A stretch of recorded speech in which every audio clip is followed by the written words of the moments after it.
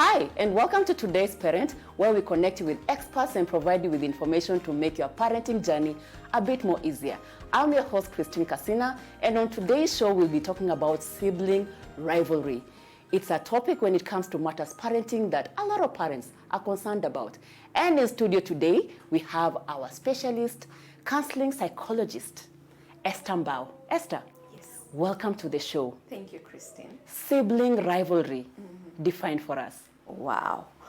Even before I define, I like to start by saying, the only thing constant in life is change, but the only thing we are always ever scared of is the change. So sibling rivalry comes because there is change that is inevitably taking place. So sibling rivalry is basically what happens between children from the same family, and they feel like they have to compete for limited resources. It could be affection, attention, it could be even also what is materially there. And so some sense of competition begins to creep in. So basically, in a nutshell, that is what sibling rivalry is. Competing for affection, resources, Yes. a parent's time. I can imagine, most of us grew up, as third children or middle children or firstborns. And depending on where you are in the family, I don't know if the effects are the same, what firstborns go through, what middle children go through. I don't know if lastborns get a feel of sibling rivalry as well. What's your take?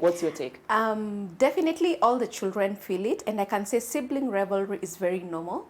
So it's not something to blow a mountain out of a molehill for.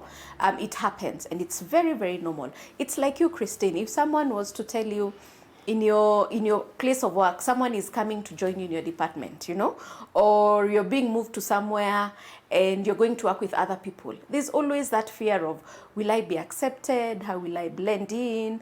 Will I still be okay? Or there's that sense of, I'm feeling a bit threatened that and my will position. Still be important. Yes, will I still be important? So sibling rivalry is very normal, and it's a normal reaction to when change is happening, especially when we know someone else is coming in. So what happens is sibling rivalry actually starts even before the child is born. Maybe there's a first child and a second one is on the way.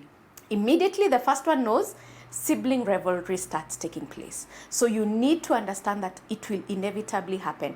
And if you have two and they're expecting a third one, both of them will still feel a bit threatened because they're wondering, the first one came in, the second one came and changed things. And now a third one is on the way. Yeah, what will happen? Will they take all our attention? Will mommy still love me the way she loves me? Will daddy still take me out as he used to take me out? So these are, because of the uncertainty, this will obviously take place. And yes, even when the third one comes in and they see the first one is there's some sibling rivalry, because what happens when you have your first child, you've created a rapport in terms of sometimes you consult them, there are things you just do with them, and you're thinking this one is still a baby, so they won't do much. So this one will actually feel threatened, and there'll be sibling rivalry because they're thinking, why is mommy doing this with this person and not with me? So they start to act out.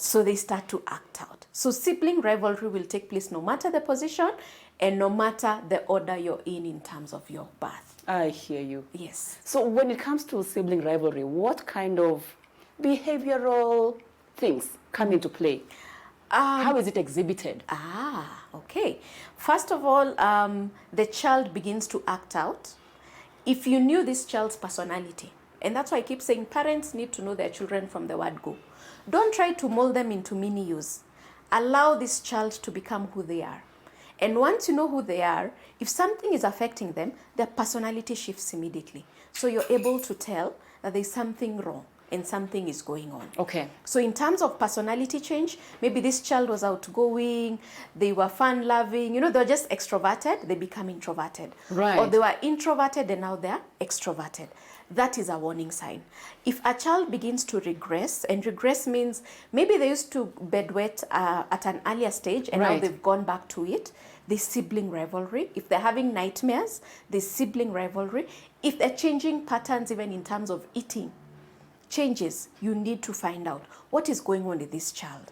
Also in terms of them not wanting to associate with the other siblings, that's a key indicator that sibling rivalry is getting to a place where it is unmanageable.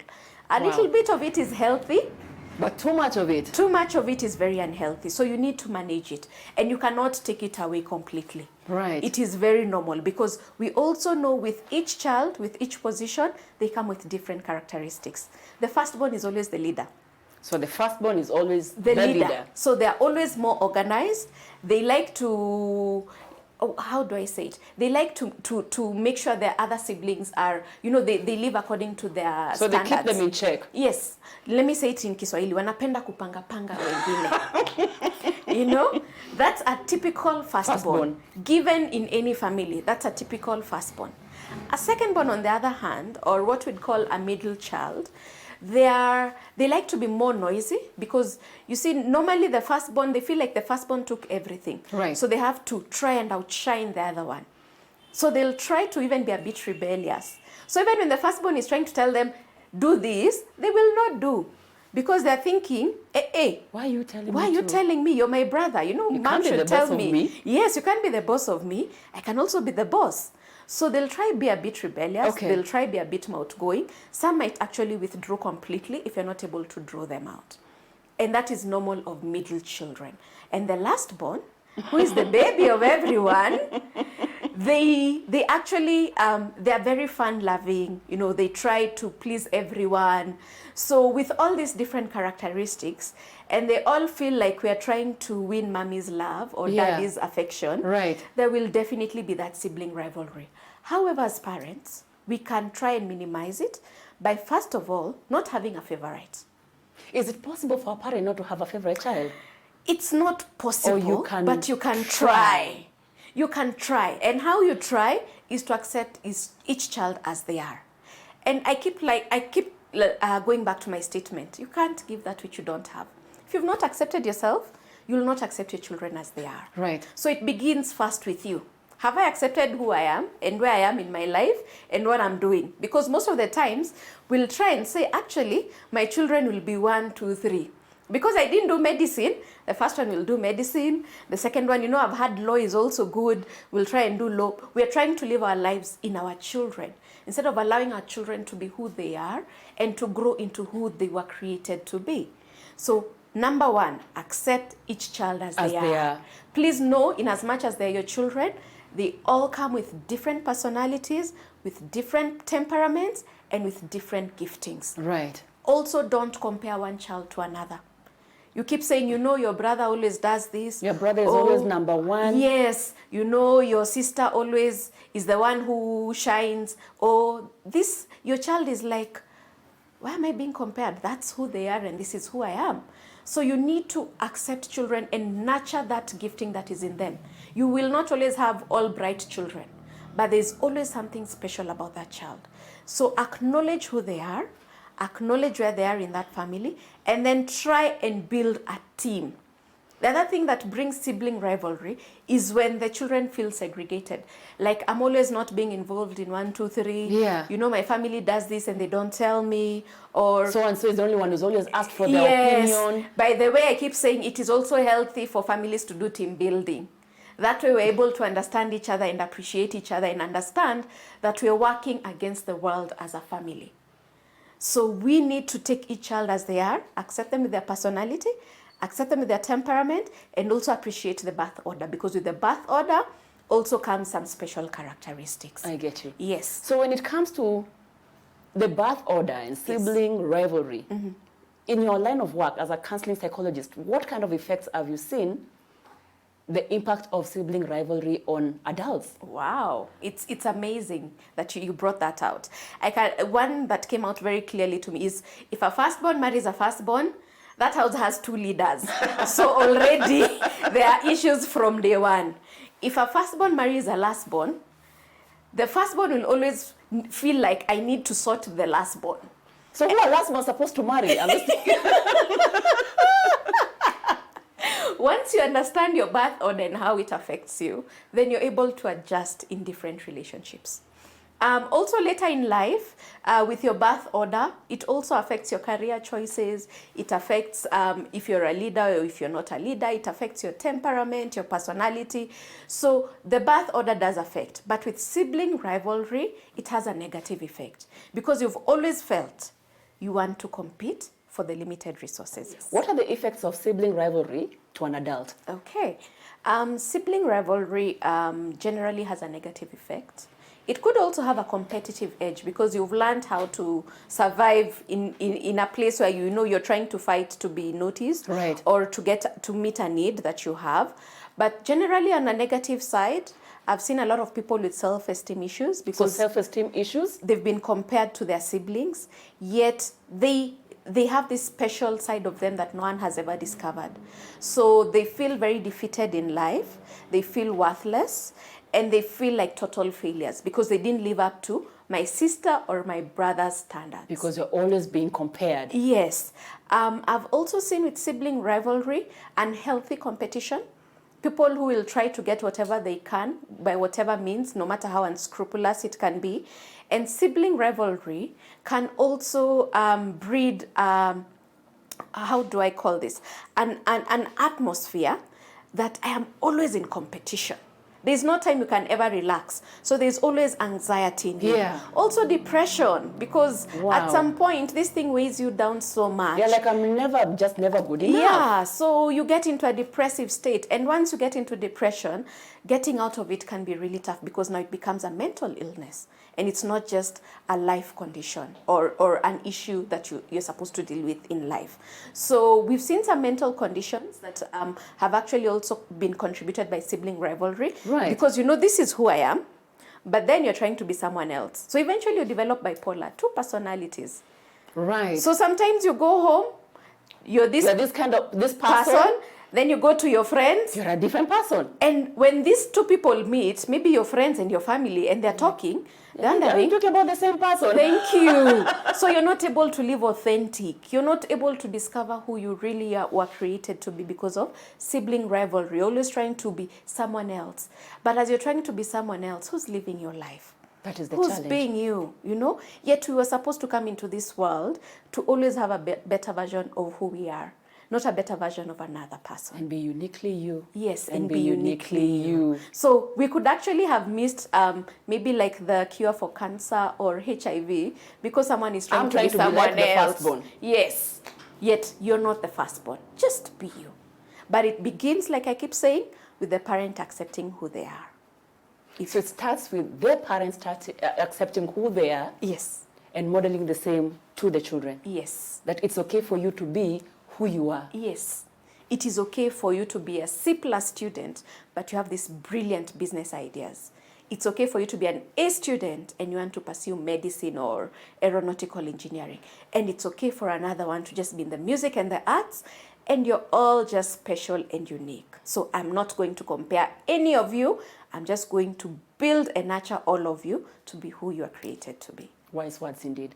We are going to take a short break, and when we come back on today's Parent, Esther is going to share with you how to mitigate sibling rivalry and how we can do better at parenting when it comes to just being more conscious of how we parent these children that we have. Stay tuned.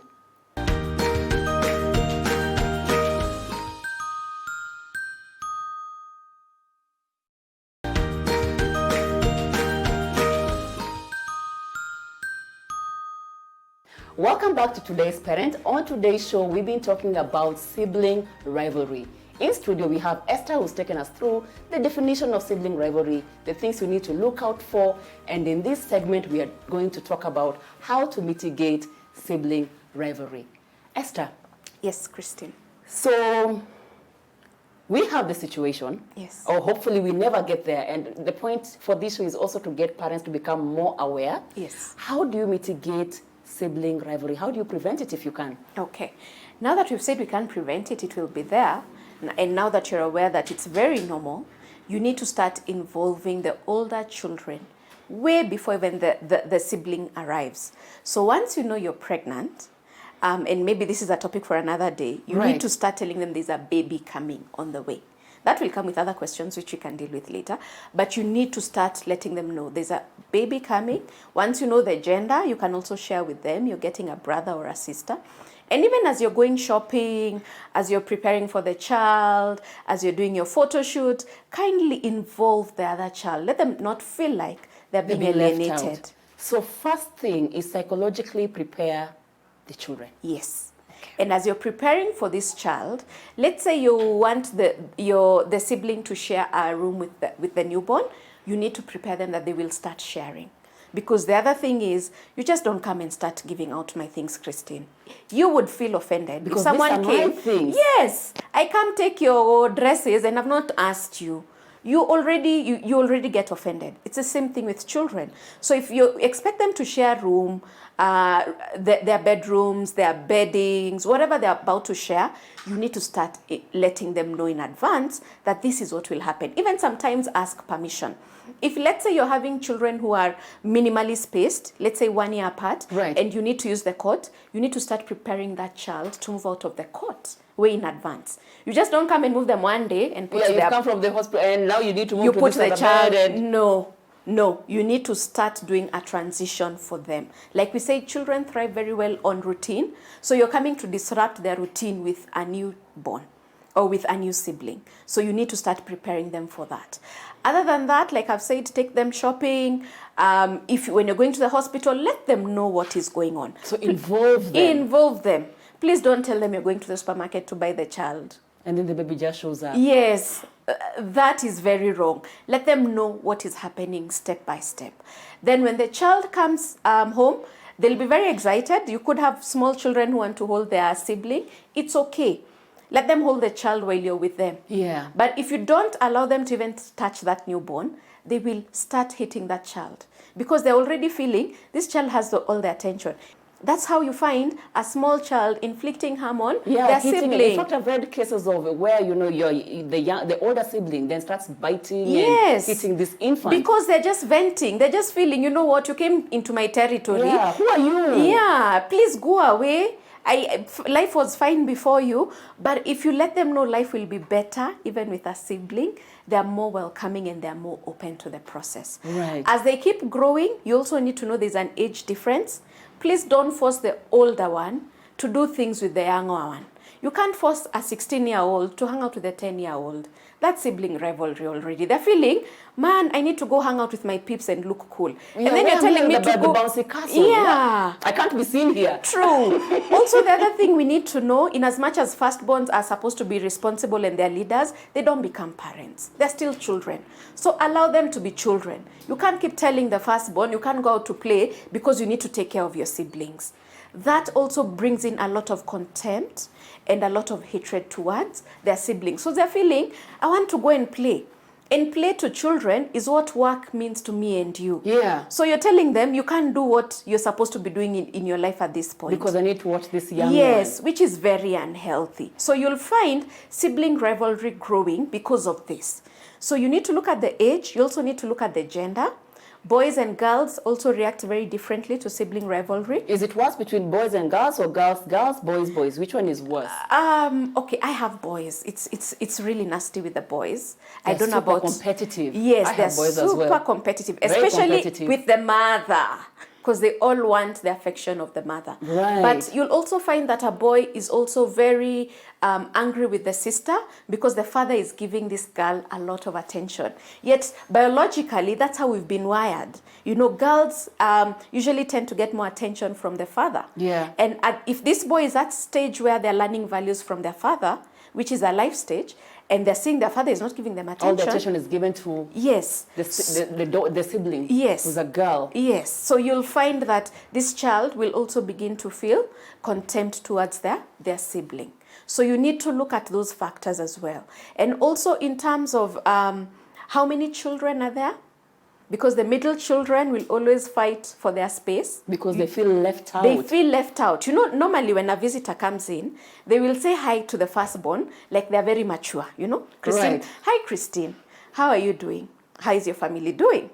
And then they go to the lastborn, oh, kuchi. And then they go sit down. And the middle ones are left there wondering, we don't exist. That's how you find most of them saying, I, in meetings, you know, because they're used to fighting for that space. So we need to be able to understand how do we bring this down to a level where these children don't feel left out. Yeah. The other thing about sibling rivalry, you need to teach them how to resolve conflict. By themselves. By themselves. You need to teach children to resolve conflict by themselves, not always coming to mommy, not always coming to report to mommy. Actually, in my house, I have a rule. If there's no blood and no one has fainted, please sort out your issues. And Yourselves. it's very clear. Sort it out by yourselves. If they start to fight physically, then you need to intervene as a parent. I intervened. Right. When they were fighting physically, I had to intervene. And now you teach them conflict resolution skills, so that whenever they get into conflict, because these are different personalities, yes, trying to coexist, they're able to sort out their issues themselves. Yes. Also listen to each child. It's very, very important. So it's important to be fair. Yes, to be fair. Listen to both sides, listen to every child, but more importantly, spend time together as a family, but spend time with each child. Each child needs to get their own time from their parents, in fact, from both the mother and the father. I know of parents who then have like dates with individual children, yes, do what they like. Yes. And you can imagine it's even tough for people who have twins, triplets. Yes, I know it is tough. It is tough, but you know, you've said that. I've remembered when you were growing up, you and your siblings would be dressed all the same. Yes, and uniform, different. We are kitenge from the mother, father, uniform. Same and your fabric. Mother does not want to listen that you're a unique person, and maybe you want to put on jeans and a t-shirt. Skirts or dresses. Thank you.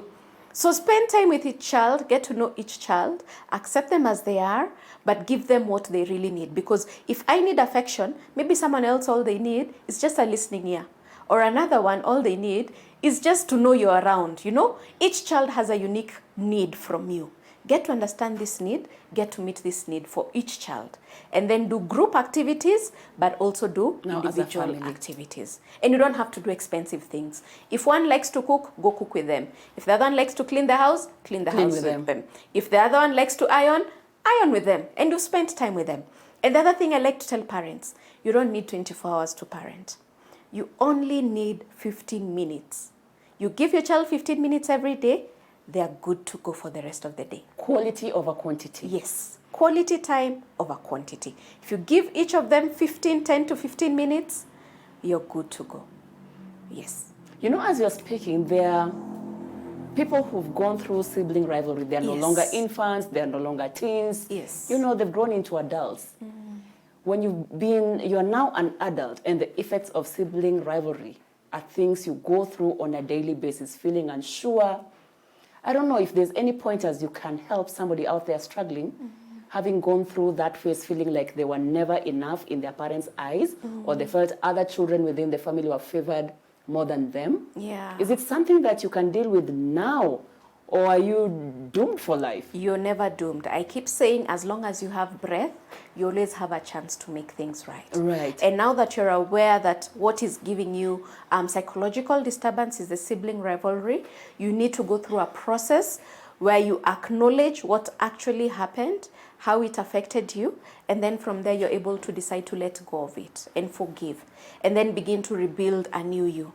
You discover a new you, a fresh you, and you live life now according to your terms. Not feeling like I'm always unworthy, I always have to live up to someone's terms. Right. No. Now that we are aware of it, you can begin afresh on a clean slate, saying, I am worthy in my own eyes.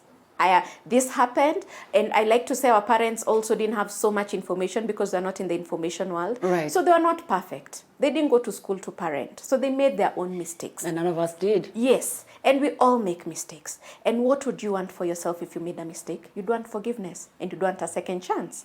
So do the same for your parents. Forgive them for what they did, knowingly or unknowingly, but then now begin to live life in your own terms. This is where, as a counseling psychologist, we come in to support you. But would you recommend from the very beginning, just to start dealing with the issue, would you recommend somebody to have a conversation with their parent? No. Like how you felt or how it made you feel? No. You wouldn't recommend that? I wouldn't recommend that. Actually, when someone comes in for counseling with such an issue, it takes us some time. Sometimes we don't even need to go to the parent. Sometimes we do need to go to the parent. But as we go to the parent, we need to remember we're in Africa and we need our parents' blessings. So you can't go there venting to them like, you know, this is what you did.